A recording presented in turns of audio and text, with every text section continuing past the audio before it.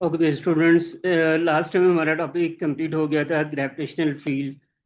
Gravitation field में हमने different इसके टॉपिक्स सब टॉपिक्स देखे थे, जिसमें सबसे पहले ग्रेविटेशन फील्ड के बारे में बात की, फिर न्यूटन ग्रेविटेशन लॉ के बारे में बात की। Then we have seen the value of gravitation field strength, small g की वैल्यू। उसके बाद हमने उसमें देखा था ऑर्बिटल मैकेनिक्स में कि सेंट्रीपिटल फोर्स किस तरह से प्रोवाइड की जाती है when a satellite revolving around the earth. और उसके बाद हमने जियो स्टेशनरी ऑर्बिट्स देखे। फिर हमने देखा ग्रेविटेशन पोटेंशियल एनर्जी, और फाइनली जी की value eight the centre of अर्थ। ये सारी चीज़ें हमने पढ़ लिया था। अब इसमें जो इम्पोर्टेंट डेफिनेशन हैं वो सबसे पहले आप जहन में रख लें। सबसे पहले फी जो डेफिनेशन इसमें पूछी जाती है वो बार बार ग्रेविटेशन फील्ड के बारे में पूछी जाती है। डेफिनेशन वो डेफिनेशन आपने याद रखती हैं। ग्रेविटेशन पोटेंशियल के बारे में पूछा जाता है, ग्रेविटेशन एनर्जी के बारे में पूछा जाता है, और इसी तरह से आपसे दूसरी चीज इसमें जो जियो स्टेशनरी ऑर्बिट्स हैं उनके बारे में पूछा जा सकता है, उनकी प्रॉपर्टीज पूछी जाती हैं कि जियो स्टेशनरी ऑर्बिट किस तरह की होती हैं। और ये तो थियोरेटिकली आपसे डेफिनेशंस में एक एक दो दो नंबर की पूछी जाएंगी। इसके बाद जो इम्पोर्टेंट फार्मूलाज हैं इनमें सबसे पहला इम्पोर्टेंट फार्मूला हमने पढ़ा था ग्रेविटेशन फोर्स का, force of attraction between two objects according to Newton's law, G m n over r space। इसमें जो G है, G is the gravitational constant जिसकी वैल्यू 6.67 इंटू 10⁻⁻11 होती है। Capital M is the mass of earth and small m is the mass of any satellite और any other object, and r is the radius of the अर्थ।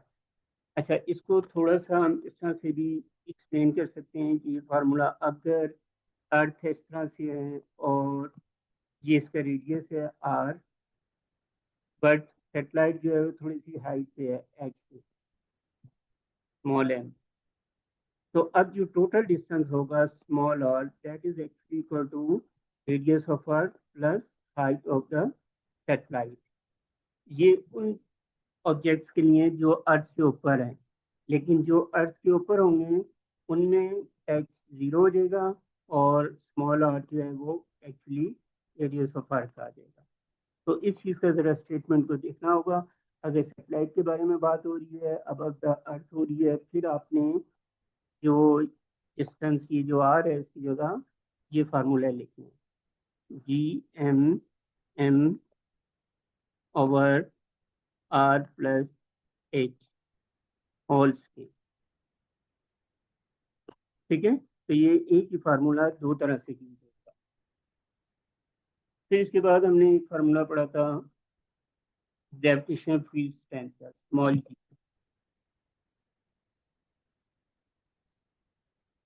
जो formula हमने drive किया था उसकी value थी हमारे पास, डायरेक्ट में फार्मूला लिखता हूँ, capital g m over r square. This is the value of small g, acceleration due to gravity. और फिर at the centre of earth जो हम सपोज करते थे जहाँ पे जी की वैल्यू जीरो होती थी, और हमने इसके लिए फार्मूला भी ड्राइव किया था, वो फार्मूला भी मैं डायरेक्ट लिखता हूँ। उसकी वैल्यू थी आपके पास 4/3 जी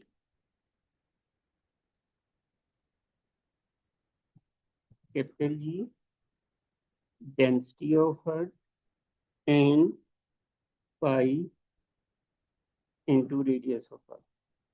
तो जी का एक ये फार्मूला भी यूज होगा। ठीक है, फिर इसके बाद हम आगे थे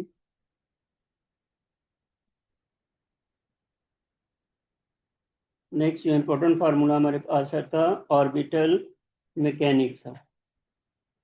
ऑर्बिटल मैकेनिक्स में हमने लीनियर वेलोसिटी का फार्मूला ड्राइव किया था, P is equal to g m over r, g m over r square. और इसी तरह से एंगुलर वेलोसिटी का या एंगुलर फ्रिक्वेंसी भी कह देते हैं बाज़ बात इसको, g m over r square के रूप। ठीक है बच्चे, ये फार्मूला समझ आ रही है ना आप लोगों को?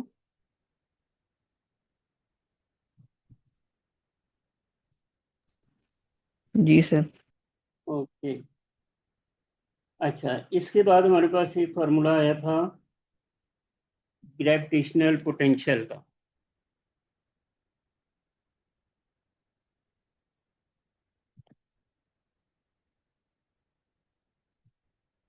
इस ग्रेविटेशन पोटेंशियल को हम रिप्रेजेंट करते हैं फाई से, और इसका फार्मूला जो हमने राइट किया हुआ था वो है minus d m over r, minus d m over are.